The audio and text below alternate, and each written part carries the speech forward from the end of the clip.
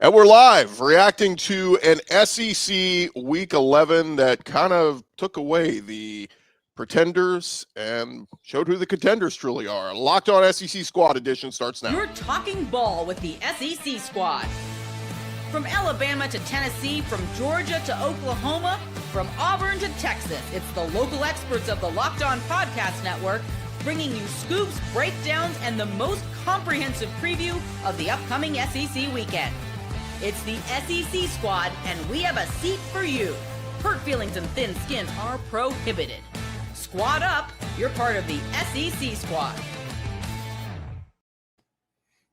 Everybody, welcome into the SEC Squad reaction show here on a Sunday. Dealing with some computer issues, technical problems, so if we're a little laggy, we got to deal with it. But welcome in today's episode brought to you by FanDuel. Right now, new customers can bet just $5, and if your bet wins, you'll get $300 in bonus bets to use across the app. Download the app today. I'm Chris Gordy, Locked On SEC. We got Stephen Willis, Locked On Ole Miss. Luke Robinson, Locked On Bama.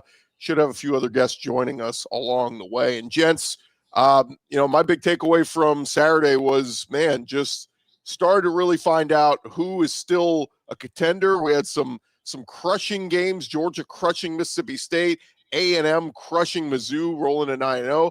And then you had kind of some tough ones. Vandy had to eke out an overtime win over Auburn.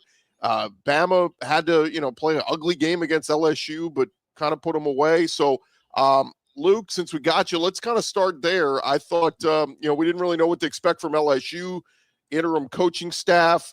Still offensive problems. We end up seeing Garrett Nussmeier get benched. Michael Van Buren comes in, does some good things, but that LSU defense really stymied Ty Simpson, and albeit 2 late drives right before halftime, kind of were the difference in this one. Yeah, I think LSU played pretty well. Alabama's offense played about as poorly as it's played all year. Ty Simpson, I would argue, had his worst game of the year, even considering Florida State. And that's okay. You still beat LSU and you come out of there with a win. And somebody on the chat just brought it up. Maybe they're looking forward to to Oklahoma. I doubt that. It's still LSU. Anytime you beat LSU, it's a good thing. And it's a tough win. So look, it wasn't Bama's best game. There's no other way around it. But at the same time, you look around the country. Oregon was on the ropes. Louisville lost as an 18.5-point favorite.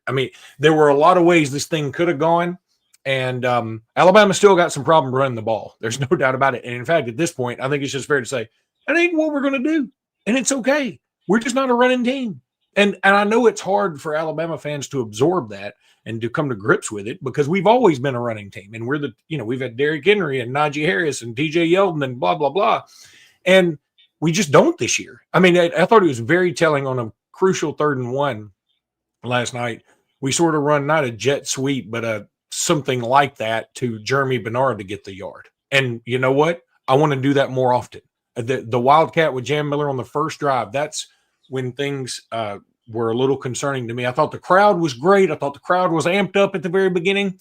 We get to 4th and 1. We're going for it. We're in their territory. Let's go ahead and run this ball down their throat. We put Jam Miller in the Wildcat. He doesn't get a yard, and I think that took the air out of everything. So let's just pass more. I'm fine with that. Yeah, it was a good game. It was interesting to see because I'm of the opinion that if Alabama loses one more game, and especially if they lost to Auburn, with as bad as Florida State has been, Alabama would be in a situation similar to what Ole Miss was in a year ago.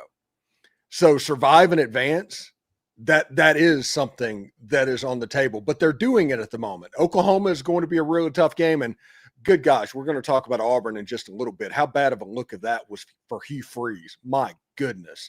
But Alabama took care of business against LSU. They got the win. LSU's defense is really good. LSU's offense, man, that's another thing. It's just a bad look. It's so inept. It's red zone. Because they moved the ball between the 20s on Bama, it felt like, like there was first downs, they were moving it, and then they get to the red zone and they go into just dunce mode where they back up, it's false starts, you get a sack, and it's like, gosh, but it just felt like they weren't going to win that game kicking field goals against Alabama. They were going to need touchdowns, and they just they couldn't find it. But now, guys, and just to kind of combine this with the Florida game getting absolutely destroyed by Kentucky. And by the way, who wants to play Kentucky right now? They seem to be playing their best football now in the backstretch of the season. But DJ Lagway's so bad he gets benched. Garrett Nussmeier gets benched for LSU. And now interesting situations there where, I expect Florida will probably go back to Lagway, but the LSU one's very intriguing because they still have to play Oklahoma and I think Arkansas. But like they do they go back to Nussmeier or do they roll with Van Buren? Because Michael Van Buren kind of showed with his legs he can give them a little bit of versatility. And guys, I feel like this day and age, and especially in the SEC, you got to be versatile. You can't be that statue pocket passer anymore, and that's what Garrett Nussmeier is, and it's killing LSU. If I'm Garrett Nussmeier, I probably want to sit out. I mean, you're not playing for the Heisman. You're not playing for a national championship or an SEC championship. You just don't have a ton out there that you're playing for, and you've got a pro career to consider. And I know some people may think it's selfish, but I think it's the right move. Now, I will disagree with Steven. I think Alabama loses one more. I don't care who it's to, as long as it isn't Eastern Illinois. I think they're in. Even that now they might be the 10 or 11 seed or something, but if Alabama just loses one more game with this schedule they've played, with the key wins they have, I thought it was kind of funny today. Danny Cannell, noted SEC hater, actually came out with his top 12 or whatever, and he has just like the AP on the top 3 with Ohio State, Indiana, A&M. I'd probably change some of that, but oh well. He's got Oregon 4 and Bama 5. I'm like, what universe? Who would say that? Nobody. I mean, Oregon's best win is now looking like the close loss to or moderately close loss to Indiana. I mean, they hadn't beaten anybody.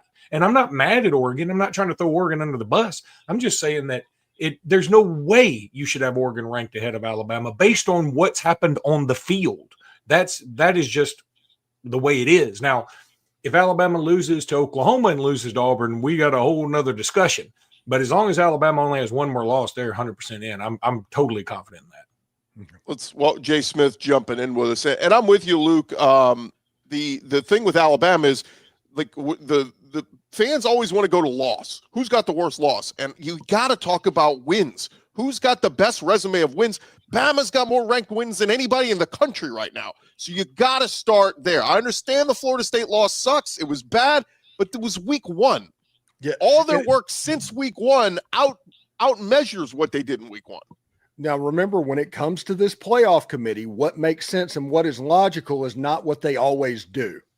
They're going to do what they want to do. And if they have an opportunity to make an example of an SEC big boy, they're going to do it, because you're going to hear the noise from outside yelling about the SEC starting about right now.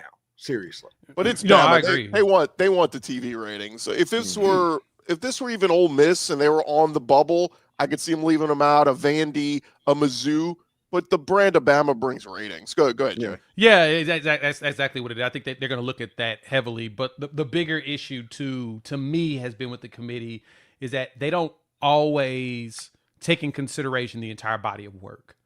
And they pick and choose whose body of work matters in a lot of their scenarios. Like, yes, the Florida State loss was really bad. Okay, you're going to talk about that. But all those ranked wins, to me, kind of surpasses that. You're past that point. And again, it's week 1. That's what happens. Week 1, teams show up because they've been planning the entire summer for this one game. And we saw what happened with Florida State from there. They've got how to play football afterwards. So it's one of those, we want this game desperately. And then now we've got it. Okay, now what do we do with our hands? I'm hoping the committee takes in consideration a lot of just how everybody builds and gets better over time, or how teams get worse over time. They need to look at all of that. And so it's going to be interesting to see what the committee puts together on Tuesday. They claim they always re-rank everybody from scratch every week. That's the claim. I want to see how much of the biases are there when it comes to that. Yeah, and look, it's I understand people think Alabama gets all the breaks, whatever, in terms of with the committee. But this year, I think they've left it no doubt. I mean, nobody's played as many ranked games. Nobody's won as many ranked games. And they've done it on the road. They've done it at home. They've done it when teams were fully healthy. I mean, again, no disrespect to Texas A&M. They went in there and handled business. But beating the Missouri team with Bo Pribula at his place is different than beating a team led by Matt Zollers, Missouri. Yeah. It's just different. And again, I respect Texas A&M. I would have them number one in the country. I think they've done more than Ohio State and done more than Indiana. I would, but regardless, Alabama's got too much now. If they get to 3 losses, I'm certainly going to be sitting on the edge of my seat. 2 losses, I think they're a lot. Let me let's transition real quick because we talked about Bama. Do need to give some love to A&M. I mean, 9-0 is 9-0, and again, that resume win at Notre Dame. Look, it took a miracle. It was a 4th and goal to a backup tight end to score the go-ahead touchdown, but that resume win looks better and better because we know Notre Dame don't really play anybody the rest of the year, so it's like beating up the Naval Academy and all this other stuff, but it's a resume win that keeps looking better and better. However, I did have somebody bring up, they're like, A&M right now is kind of what Texas was at this point last year, where we were looking and going, man, Texas didn't play LSU. They didn't play this team. They didn't play that team. You look at A&M, and they've beaten Auburn, Mississippi State, Florida, Arkansas, all bottom dwellers in the SEC, LSU, who was ranked in the top 20, but then quickly booted out. And then, like we said, a good Mizzou team, but was on their 3rd-string quarterback. Look, from an A&M defense, all you can do is play who's on your schedule, but you guys kind of look at them that way, kind of like Texas at this point a year ago, like they're good, but I don't know how good until they play some of these top teams. I mean, they went to Notre Dame and won the game, and everyone's praising Notre Dame right now. Now, granted, it's just that's a matter of opinion of how you feel about Notre Dame, but they did go to South Bend and win that game. And so, to me, like you said, the games have been placed in front of them. They went out there and won. Everybody else had the same opportunity to play some of these teams too, and some teams did not come out with W's or didn't come out with big enough wins. But they've done a good job of just winning football games. That's what's matter. To me, that I don't like the Indiana piece. I think what helps Indiana in all the cases in their conversation is they beat the crap out of a lot of teams. They beat the crap like you're supposed to. And then game teams with more talent, they're closer, but they're squeaking out wins. But they're beating the crap out of teams that they're supposed to beat the crap out of. I think A&M is kind of in the same boat. They're winning the tough games that they're supposed to win. They're gutting them out. And they had 3 straight road games. I didn't realize that. That's freaking wild. In a row. You go to Arkansas, go to Baton Rouge, and then you go to Columbia and play Missouri. It's a pretty big deal. So they've won their games. Now the question is can they close it out with South Carolina as well as with Texas? Can they go to Austin and win? Let me say this too. Rebel and David Ventures, by the way, awesome name. I do like it. He says the Alabama's guy is crazy if he thinks Alabama gets in with 2 wins. They're 12 slots, dude. They're 12. You got to fill them. You don't just get to say, we only think we get to take 6 this year. No, you got to fill 12 slots. Ohio State got in as the 5 seed with 2 losses last year. Am I remembering that wrong? And by the way, no, you're 100% right. They did. They were 7. They were 7. They were the 7 because they didn't play the conference championship game. So wait a minute. No. Wait a minute. I thought they were the 7, or were they 8? Maybe they were 8. They play. All I know is Tennessee went to their place. Tennessee went to their place. I think it was 8-9 because they had to play Oregon, remember? So that would have been 8-9 taking on the 1. Yes. It'd be the 8. It was 8-9. Yeah, it was 8-9. Regardless, they're an 8 seed with 2 losses. A lot of teams get in with 2 losses when you got 12 teams. And guess what? When we get to 16 teams, you'll get a lot of teams with 3 losses. I'm not advocating for it necessarily. I'm just saying that's the way it is. And so, Alabama's getting in with 2 losses, 100. And he said, dude, you lost to Florida State. Nobody cares. The wins make up for that. Look at the wins. Who'd you beat? Afterwards make up for it. You got to give credit for both. Now, to go with that, we got to remember the ACC had 2 big losses this past weekend, right? Louisville gets upset. Virginia gets upset. They're going to have 1 team. ACC is going to have 1 team, and then with BYU losing to Texas Tech, unless BYU avenges that loss in the Big 12 championship game, they might not make it either. It's going to be just Tech. So the Big 12 and the ACC will probably only have 1 team each. Well, that's what's going to be fascinating on conference championship weekend, because that's what happened. The ACC last year basically stole 2 bids because SMU lost a nail biter to Clemson, so Clemson got in. Yep, as a 3-loss team, they were going to get in. So that could certainly happen. But you're right. If everything holds firm and the Big 12 best team wins out, it could be a 1-bid conference as well as ACC as well. I just think, look, you go 10-2 in the SEC. If you played a tough SEC schedule, you're in. I don't care who your loss is to, and especially a week 1 loss. That's about as forgiving as look. Arkansas basketball lost yesterday to St. John's or Michigan State. Like, the committee's not going to hold that against them come selection time because it's so early in the season. So I think football, again, strength of schedule is going to be a bigger factor this year. Yes. Yeah, I do think, though, that Alabama needs to root for Auburn to start winning games, because if for some reason the ghost happened in Jordan-Hare, it's going to be loud around there about Florida State and Auburn. Yeah, I don't necessarily think it's going to happen, but it will get loud. I mean, it's going to be loud. Look, I have no problem saying this. The Iron Bowl, every time in 2021, we had to have Bryce Young act like Superman. In 2023, we had the Gravedigger. And shoot, in 2009, one of the best teams we've ever had, we had to have a comeback with Greg McElroy and hit Roy Upchurch for a touchdown, for God's sakes. So it's always tough there, and it's always even tougher when Auburn has nothing to play for. I mean, you can say they're playing for a bowl game or whatever, but they really have nothing to play for, and they treat it like a Super Bowl. We talked about this last time. Florida and Georgia has been that way. Florida puts up a pretty good fight with Georgia. You know why? Because lately, Florida hadn't been doing anything to be relevant, except they're like, well, we got an off week. Let's at least try to beat Georgia this year. So I think that the Auburn game is going to be tough. Cam Coleman's a fantastic player, one of the best wide receivers in the country, no doubt. He proved that. But it's still that same offensive line. And Vanderbilt did put 45 on them yesterday, and I would say Alabama's offense is better than that. So I'm not throwing in the towel just yet. Yeah, I think it's the same thing with Auburn. Like I always say on my show, there's nothing more dangerous than a 5-win Egg Bowl team when it comes to the Egg Bowl. You're always going to get something kind of weird. I imagine that Auburn and Alabama is pretty similar there. When we return, gents, we'll get into a few of the other games that happened yesterday. Georgia looking pretty darn good. And we'll talk about these SEC standings. Do you even want to go to Atlanta? We'll talk about that coming up here in just a second.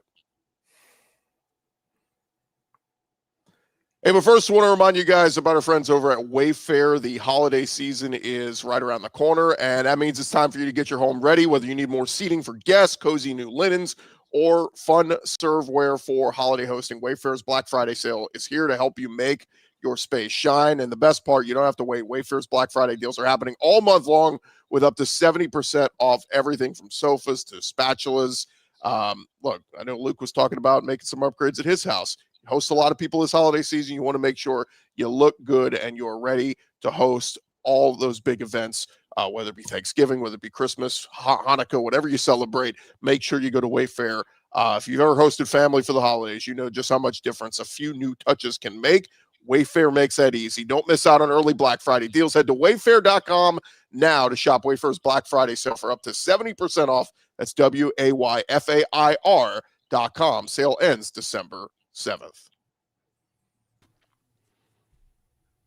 All right, fellas, we dive back into it. And by the way, I want to remind everybody, thank you for making Locked On SEC and all of our shows your first listen of the day. And thank you for making Locked On the #1 sports podcast network out there. You guys did that. Appreciate you guys for doing that. Let's get into go ahead, Luke. Oh, you're muted. Unmute yourself. I do it all the time.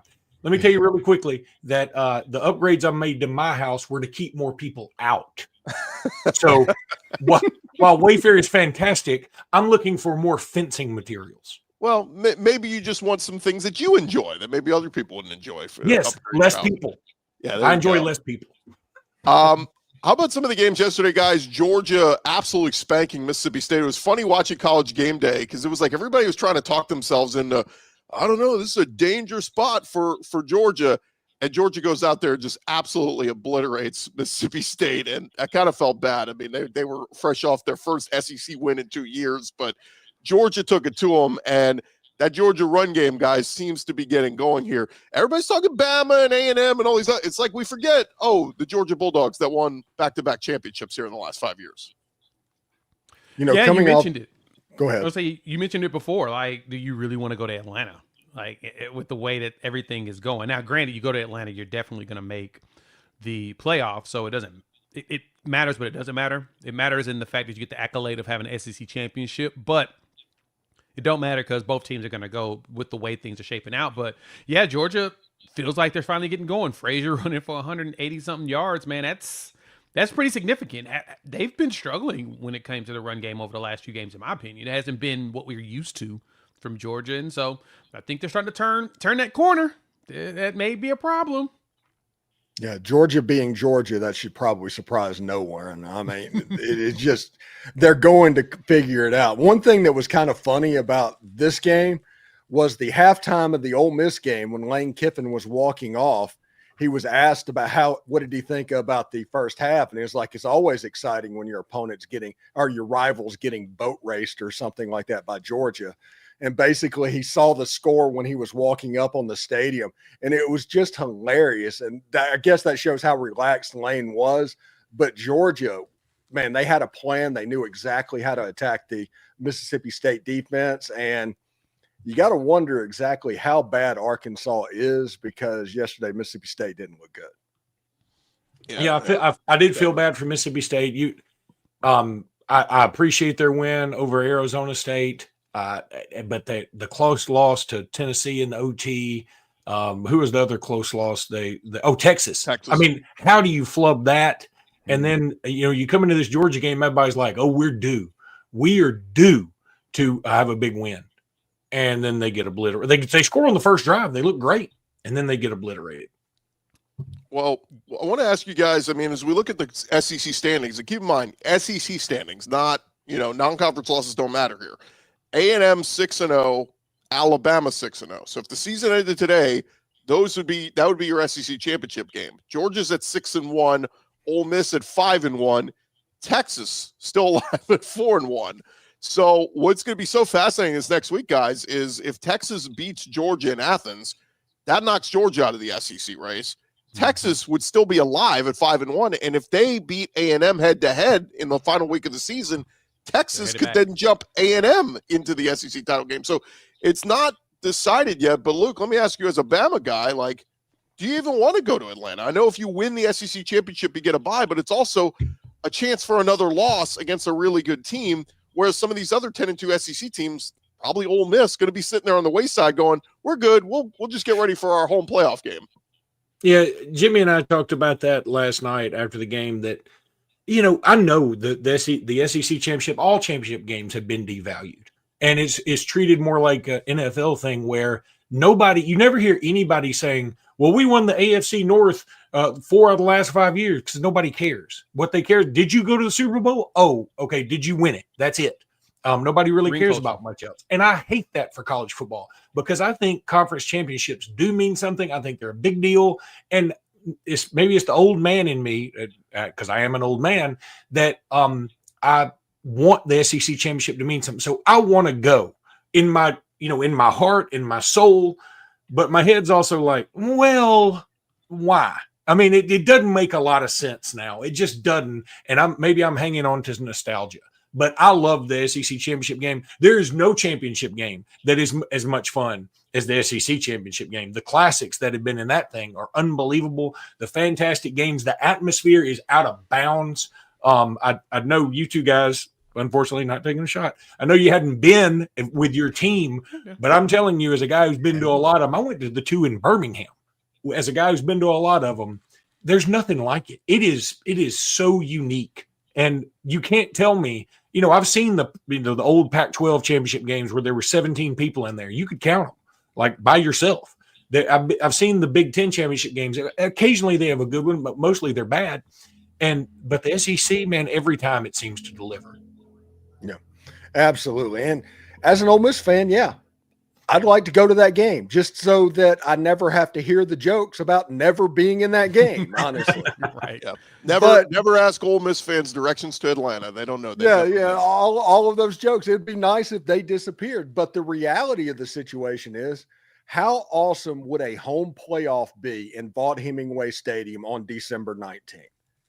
When you're looking at the biggest football game in the history of the state of Mississippi and you're playing in it. That place is going to have 300,000 people. So if you can have that, or you can have the SEC championship game, this is a no-brainer. I'd rather have the home playoff game. Yeah, I'm kind of in the same boat. I think playing in the conference championship has value still, and it's something that everyone aspires to be at. Just as Steven mentioned, you want to have the ability to say that I've at least been there And y'all can't make the joke that you can't find directions there, because you want that. You want to be able to get that off of your back at least once. And so, to me, I mean, a lot of fans feel like they're pointless because of the way the playoffs are set up. But you win it, you're guaranteed to be in. And in a lot of those situations, you get the bye week too.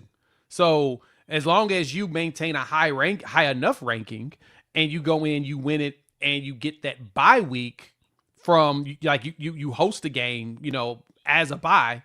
That's helpful to me. I think that's helpful to your team, especially as the critical thing about the playoffs is the healthiest teams usually are the ones that last the longest and win.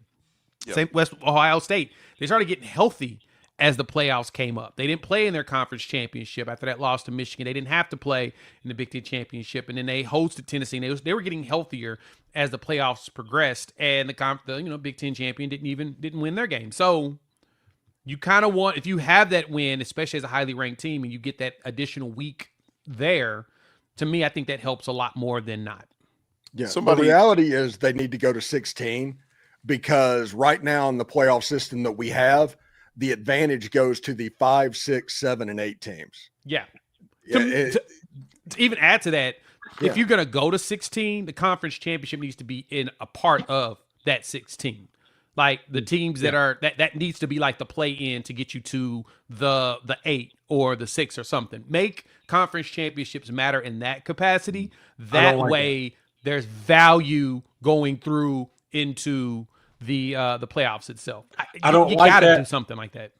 I don't like that, because what if this year, let's just say, let's put Ole Miss in there. Let's say it's Ole Miss and Texas A&M, and you're saying that's their first round game? I don't want that. That's not fair. No. I see where you come from on that, but my rebuttal would be, do we really want them playing 19 games and trying to figure out how to have the champion Super Bowl weekend? Yeah, they're getting paid. That's not a thing that I'm necessarily worried about. What I'm more concerned, like what Luke said, is Ole Miss versus Texas A&M for the right to make it into the field, and the ACC is like Georgia Tech and SMU. No, I don't think it's even a right to make it into the field. I think it's more so just going into like getting the bye week, going further down into the playoffs. Like you get to the Final Four or something like that. I don't know. I'm not sure how to build it. I'm still making the plane while we're in the air on that, but I think that conference championships need to be integrated in some capacity. They've got to be. Real quick, guys, there was another pretty exciting game yesterday. If you didn't watch it, Auburn found an offense finally. We'll discuss another heartbreaking loss for the Auburn Tigers, and Vandy still alive for the playoff coming up next.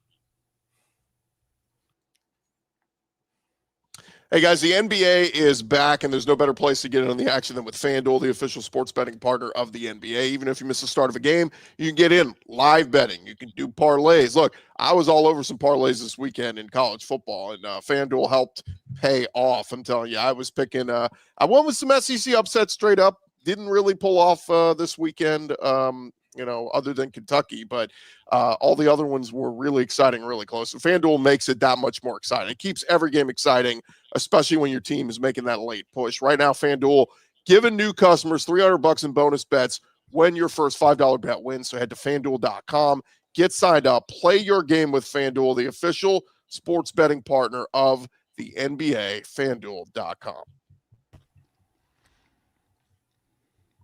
And gents, as we dive back into it, reacting to some of the games we saw yesterday, probably none more heartbreaking for Auburn than them losing in overtime at Vanderbilt, 45-38. I was absolutely shocked watching this game and seeing Ashton Daniels, who couldn't even get a first down last week, it felt like, against Kentucky, moving the ball up and down the field, just looked like a different quarterback. Auburn found an offense. They finally figured out, guys, it took this long to figure out, hey, maybe we should get Cam Coleman the ball. He's pretty good. And they score a ton of points. But Vanderbilt, give Diego Pavia credit. They keep battling back. This thing goes to overtime, and it's Pavia and the Commodores who get out victorious. What'd you guys think of this one? Not going to lie, I was a little disappointed that Vanderbilt went forward on 4th and 1 in field goal range. Yeah. I'm sorry. Why? I understand that Diego Pavia is like, give me this. Let me put this on my back. Nah. Kick that field goal in this thing. Why play the extra innings when you really don't have to? Put yourself in a situation where you could have lost. Yeah. Right. You got a good kicker. Yeah. Just do it. You're good. It was very Lane Kiffin, Stephen. Oh, you don't have to tell me. Steven's very self-aware in a lot of that stuff, which I totally 100% appreciate. Most fans are not. Most commentators are not. You are, and I appreciate that. Yeah, but it's one of those. Don't try to outthink the room in that situation. Just put it on his leg. I know college kickers is really tough to put that type of pressure or anything on that, but go for it. To me, I would have just kicked the field goal. By the way, Luke had to run. He said he had something he had to go get to, but I did want to. I know he's going to enjoy this, so I figured let's play it. Our own Zach Blackerby, host of Locked On Auburn, just sent us this video with his reaction to yesterday's loss. I'm still just in total shock of going through what happened last night. I mean, what in the world was Hugh Freeze doing with this offense? I mean, hats off to this offensive staff for saying, "Hey, it's our chance. We get to make a great game plan here," and they did. They did. The offense was fantastic. And then everything that happened last night, I don't think anybody saw coming. I certainly did not. The defense just not being able to stop Diego Pavia. Like, Diego Pavia's had Auburn's number. Sure, that's been well documented. But they haven't been high-scoring affairs. It's just because the defense gave up a few drives and then the offense wouldn't be able to keep up. It's just a crazy game. It's so Auburn. It's crazy. But the offense was exciting for the first time this season, but it doesn't really feel like it matters because, once again, added to the list, Auburn keeps finding ways to lose, and they're getting more and more creative at this point. Yeah, I'll say this, like, Auburn, at least they're giving the fans some exciting games, right? Even though they're losing. I'm going to say this, and it's not going to come across very nice. So I'm just going to go ahead and just spill it out there. Why did Auburn fans think that Hugh Freeze was the answer? Like, everyone's been pointing this out, that the biggest holdback on this offense felt like it was Hugh Freeze. Like seriously, like what made anybody think that this offense wasn't going to look better when he was gone? Hugh Freeze, when you have your coach say that you have 4 different people calling plays depending on the down, I walked out and said, no, this doesn't make any sense. Like, nothing. There was no logic behind the way that it felt like he was running the offense. And I'm seriously asking the Auburn fans, why do we think that Hugh Freeze was even the answer to that? I mean, Peyton Thorne came in there as a 3,000-yard passer at Michigan State. Big Ten is pretty tough on passers. It can be tough unless you're really talented. And we know Michigan State ain't been that good. And he just kept going down every year, backwards, statistically. Well, the offense looked great. I mean, were you guys shocked more with the defense had been lights out all year, and yet they had no answer for slowing down Pavia. Listen, I want to say congratulations to Derek Nix. Seriously. Oh, my God, he was good. Yeah, he was at Ole Miss since 2008. It's always good to see good things happen to good people, and he was a genuinely good person at Ole Miss. And 500 yards of offense. He figured out how to unlock Cam Coleman, all of that stuff. Good job, Derek Nix.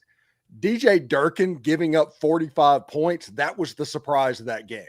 Yes. That was the surprise. That's what cost Auburn that game. That wasn't in any way on the offense. And is one of those things that particular game was the worst possible look for Hugh Freeze. Because when you see that, it's like, oh, just a giant sign that says you are the problem. That's what that game showed. Defense kind of got weird. It was the first interim game, all of that stuff. I get that, but seeing the offense just click, 100-yard rusher, multiple 200-yard, 100-yard receivers. Ashton Daniels 300 yards. I think he ran for another 100 yards or pretty close to it. Man, it was impressive to see them offensively getting some stuff done, setting up a potentially weird game in just a couple of weeks. Like, this offense looked like them against Ball State. For Auburn, that's what it looked like. I mean, the defense did not have that good of a game. There was struggles in there for them. And again, as point mentioned, Pavia was cooking Texas defense. We consider Texas defense one of the best out there in the country too. Pavia's I think he's just that good. I think that he does a really good job. Plus, I also think that DJ Durkin, this is not a slight to him, so please, Auburn fans, don't take it this way. But him focusing on the entire team, I think, did take away from the defense. Yeah. Like, his job was to be the CEO of running everything, bringing everybody back together, rallying the troops, and paying attention to every part of it. It was his first time here at Auburn doing it. Not saying he's done it before, right? He's been a head coach before, but it's different when you have to take over for somebody else and then go in there and inject all of what you want to do to get it to work.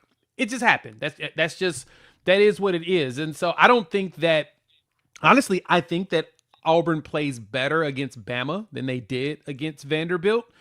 More so because Bama really doesn't run the ball like that. Like, they don't have a dual threat quarterback that you have to spy constantly. Ty Simpson's a dot thrower. He's just going to just surgically beat you out. But he's also not going to throw for 400 yards on you. Pavia Ty Simpson is a lot safer when it comes to being a thrower. Let's just put it that way. How many times did it feel like Auburn had Pavia, and yet he just slips out of your grasp? And it's so frustrating if you're playing against him. But I'll say this, though, guys. The last game to kind of touch on is the Kentucky absolute beatdown of Florida last night in the swamp. DJ Lagway gets benched. Cutter Boley has really come along as a nice quarterback. Seth McGowan, a great find in the portal at running back. I mean, he's been great for him. But that defense, what they've done, I mean, they give Texas everything they can handle. Losing overtime, probably should have won that game. Tennessee comes in and absolutely crushes them, puts up 56 points. But after that, they kind of reset. They go into Auburn last week. They win 10-3, and now they beat Florida 38-7. The only reason I bring this up, guys, Kentucky's 4-5. They're going to play Tennessee Tech next week. After that, it's at Vandy and at Louisville. At Vandy is very intriguing because if this Kentucky defense keeps playing like this, maybe they're the ones with a recipe to slow down Pavia. Yeah, that game's going to end in like 2 hours and 15 minutes, by the way. It's going to feel like a running clock in that game, and that'll be the fastest football game ever. I do want to see that. Mark Stoops has figured out he's getting back into his bag of creating rock fights, and he has an offense that can actually score points now. And that makes Kentucky dangerous because of the way they play defense. And I'm going to be honest, completely honest. Watching that game, I'm just sitting there hate watching and laughing my butt off because of all the social media angst that's coming in from the Gainesville area in my general direction. But yeah, that was a pretty fun watch. Yeah, it was a fun one. And I did not have on my bingo card that not only would DJ Lagway, but Garrett Nussmeier will both get benched in the same week. Never expected it. Never even implied it would ever happen, especially after Lagway, the way he started the season out brutal. Shout out to Chris Marler for kind of pointing out the overratedness. You know, his article is still floating around the Twitter sphere, but man, they look bad. Like they look defeated, like they quit. That team really did look like they quit. It just looked like it was just like, meh. And Kentucky, once again, Mark Stoops finds a way to get his team propelling up at the end just to keep his job once again. Well, that was the big picture story from this one, guys. I think Stoops may be off the hot seat for now because if he can beat Tennessee Tech, and by the way, this is a good Tennessee Tech team. I know that's supposed to be a cupcake, but they're actually really good this year. If they win that one, that's their 5th win. So then all they have to do is beat either Vandy or Louisville to get to bowl eligibility. And Louisville losing in overtime to Cal, nothing would warm Wildcat fans' hearts more than to take out their rival in Louisville and get to bowl eligibility. And I think it's 6-6. I think Stoops with the massive buyout is safe for another year. Yeah, with the playoff basically out of reach for Louisville, it'll be real interesting to see what happens over the next couple of weeks. That's a gettable game, and I do think that Vanderbilt game's a gettable game because Vandy's good. Don't get me wrong, but Vandy can beat anybody. Vandy can also lose to anybody with the way they play. Yeah, that's true. That I agree with 100%. They're either or in this scenario, but it's going to be interesting last 3 weeks of the season. It's going to be fun. Yeah. I think we're more invested in the last 3 weeks of the season since this playoff. That's the only thing I think it has been good about the playoffs has been we actually are truly invested in the last few weeks of every season outside of the 1 or 2 teams that are undefeated. trying to play for the national championship. Yeah, Sorry, guys. you know, Go we ahead. we have Oklahoma in here. We have somebody that has ties to LSU kind of. But one thing that is really cool about this week, and we haven't talked about the Ole Miss game because we wouldn't talk about that, but with that win over the Citadel, the last 2 weeks of the regular season, every single game this year is meaningful for Ole Miss. Yes, and that's it all cool matters. feeling. I love that. Sorry love that for us. My internet tweaked out there for a second. What I was going to ask you guys is right now heading into week 12. And by the way, we got two really big matchups this week. Oklahoma against Alabama is ranked unranked, and Texas at Georgia is ranked unranked. So those are going to be massive games this weekend. But if I asked each of you guys, you could pick one team that you think, if I gave you $1,000 to bet on, you could put on one team to win the national championship right now from the SEC, who would you put that money on? And Steven, you can go Ole Miss if you want, but no, I was waiting on him to go, and then I was going to go Ole Miss. I was going. This Ole Miss team is one tackle on a 4th and 2 away from beating Georgia and Athens and being 8-0 right now. Yeah, one tackle, that's very one play. True. We should mention y'all beat the crap out of the Citadel, but nobody watched it. So my goodness, that game. There's been more competitive spring games whenever the starters were going against the third string. It was bad. I mean, Ole Miss held them to 100 yards of offense, 35 first downs to 5. It was an absolute beatdown. But the impressive part about that, Lane Kiffin had those guys up for the Citadel going into this stretch, which means that locker room knows what's at stake for this Ole Miss team. Which is the most important. So, yeah, if I was to betting national championship money right now, I'm probably throwing it at A&M right now. I think Ole Miss is up there too. 100% agree. I need to see Bama hasn't been able to run this season, and it's been weird. I'm not used to that. Like, I'm used to them having bruising running backs that eat and grind out clocks. They're a passing team, and they look like it. They look like Washington that went to the national championship. You know, the quarterback that just throws darts. He just throws dots nonstop. Run game is okay, but they figured out getting those great wide receivers going. But that's what they feel like. It's going to be tough, man, though, because I think that I think Georgia can get there. They're getting their running back game back going. It's hard to really pick, but I'd probably toss my money today just on A&M, and I hate myself for that. Yeah, once the playoffs get announced, whoever gets the buys, remove them from the national championship consideration if last year is any indication. Yeah, that's what it feels like. So, somebody said they hadn't heard of those commentators before for Ole Miss. It was Dave Neal and Fozzie Whitaker. It was Mr. JP Sports and Texas Legend. Yeah. They're probably the D or E team, but at least they've been on games all year. It's not like I was expecting to see two names I had never heard of. I hate that Dave Neal is down doing SEC Plus games, SEC Network Plus games, because I was serious a couple of weeks back to where if Ole Miss played Vandy for some reason in the SEC championship game, that should have been a Jefferson Pilot sports game with the 3 days. I mean, absolutely.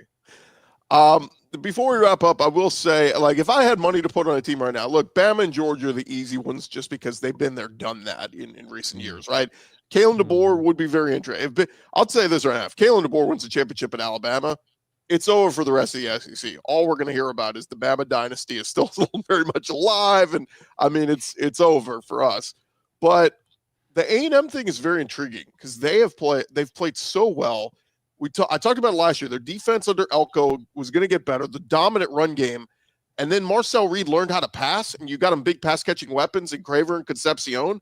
They're going to be tough to beat, man. Like even on a day where they don't execute fully. Look at what they did. They blew out LSU. They blew out Missouri. Like A&M is strong right now, man. It's all coming together, and that money that they invested in NIL to buy these players through the portal, it's working out. Yeah, it's weird to say. I want to see what it looks like when they play a good clicking offense. That is my question, because Arkansas scored 40 on them. Notre Dame scored 40 on them. I want to see what happens when they run into an Alabama. If they play Alabama in the SEC championship game, I think that would be interesting. Elko is very good. Don't get me wrong, but it'd be curious to see exactly how that would look. Yeah, that's what I'm intrigued by too. That they haven't found a Well, and which is interesting because Notre Dame feels like their defense is actually pretty good. It became a shootout, which is really crazy to me that I would have never guessed Marcel Reed would have been able to do that. And it's nothing against him. I just feel like they limit him in the offense, but it feels like he's just taking over and said, I'm going to go do some stuff. And he's out there, he's flinging it, and he's playing backyard football. So kudos to him because he's balling, and I've enjoyed watching him play this season. Yeah, and I would be curious to see, like I'm friends and staying content with Marcel Reed's dad, and talking about that. He still listens to the show a little bit, and they're a confident group. They feel like it's starting to really come on and click, and Marcel Reed and Texas A&M are the beneficiaries of that. All of those closed. Damon Williams, Marcel Reed, all of those were quarterback commitments originally to Ole Miss, for anybody that has any doubts about Lane Kiffin's quarterback recruiting ability. Yeah. Well, gents, we will leave it there. It was a fun SEC Week 11. Can't wait to see what Week 12 will bring us. There are some big matchups happening this weekend. Thank you guys for making all our Locked On shows your first listen of the day, and thank you for making Locked On the #1 sports podcast network out there. Couldn't do it without you guys. We'll talk to you tomorrow on our Locked On shows. Howdy toddy, y'all. Boomer sooner. Gosh almighty.